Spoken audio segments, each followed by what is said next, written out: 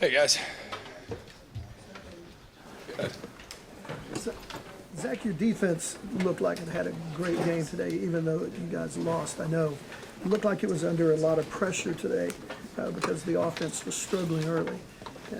But how did you feel like your defense responded to some of the pressure that it faced today? You know, I think that the Tennessee's offense obviously gives you a lot of challenges. The way they space things out, they got great players.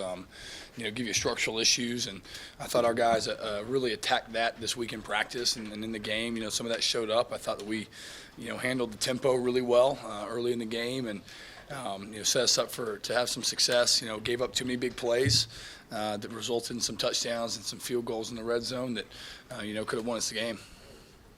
You Hypo complimented your game plan in terms of structure changes from what they've seen. How'd you feel like changes you made sort of threw them off a little bit? We tried to hold some stuff and that we hadn't shown the first couple games to try and throw them off a little bit on some of the reads, the things they were trying to do. And I felt, especially early in the game, that we did that pretty well. A couple of the issues we had were really just more kind of one-on-one, winning one-on-one balls than they were anything else. But, I thought that the quarterback was a little bit off balance, and, they did a good job of protecting him, run the ball, trying to keep it out of his hands. And, I thought we had a good game plan for it.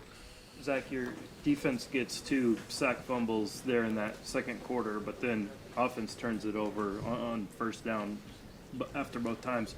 That kind of quick change where you get a stop and then you're right back on the field. How tough is it for the defense to respond to those? I think our guys, they do a great job. I tell them all the time, it doesn't matter the situation, it doesn't matter what's happening. Our job is to stop them. Roll the ball on the field, wherever they put the ball. They don't gain a yard. That's how our mindset has to be, and that's what we do. And I think our guys buy into that.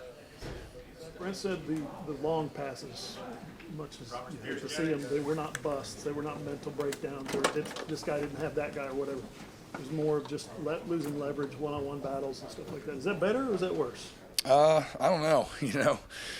Obviously, you'd like to win every one-on-one that goes up. That you probably won't throughout the year. You play good people. They're going to make plays just like your guys will. But obviously encouraging, if we have an opportunity to limit teams to explosive plays and, even to the explosives, we help them to field goals. And obviously that's something you want to do, when you have an opportunity, when you give up something like that. And so, proud of our guys that, I think if we eliminate a lot of those, wide open, big explosives throughout the year, we've got a chance to be really good. Zach, you lost Kendall Dolby tonight.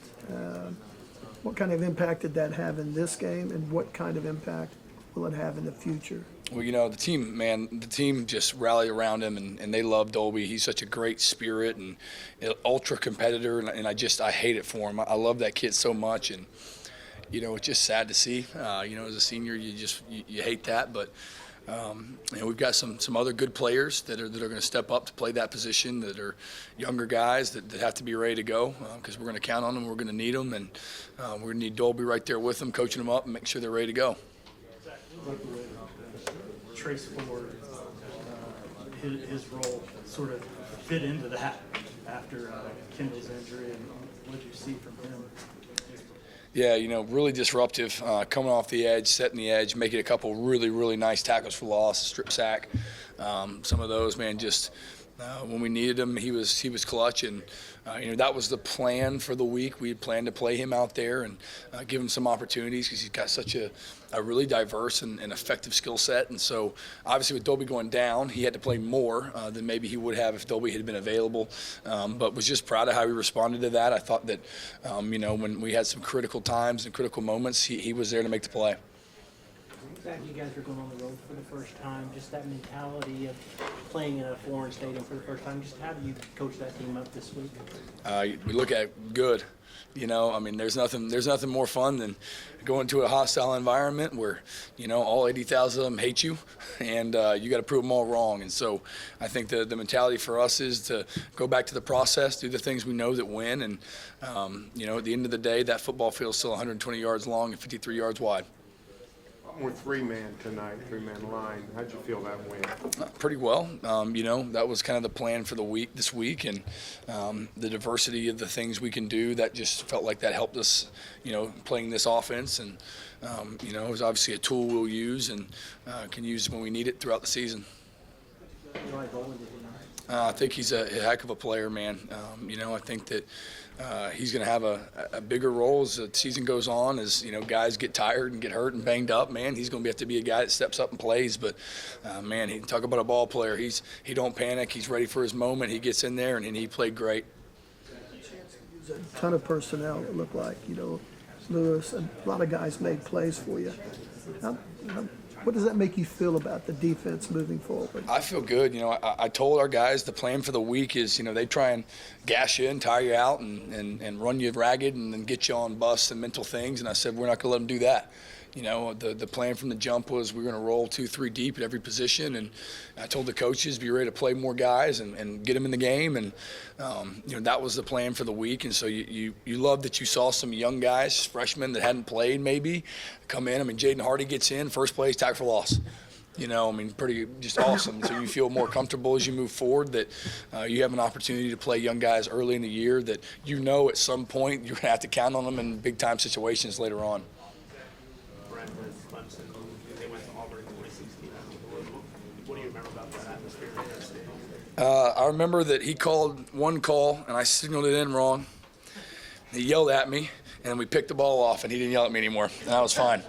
That's my standing memory of that game.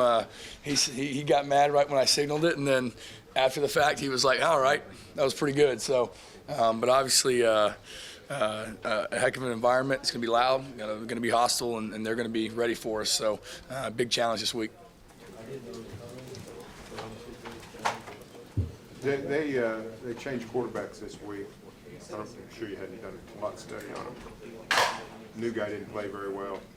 Who knows what they'll do this week? What kind of a challenge is that for you when you're not sure who's going to quarterback? Yeah, I think you're going to make your game plans based on what you see that you get from both guys, and make sure you got a plan for both of them and how they execute. Like you said, I know nothing about what they've done this year so far, and so I'll know a whole lot more probably tomorrow about 9 o'clock. Thanks, guys. Have a good week. Yep.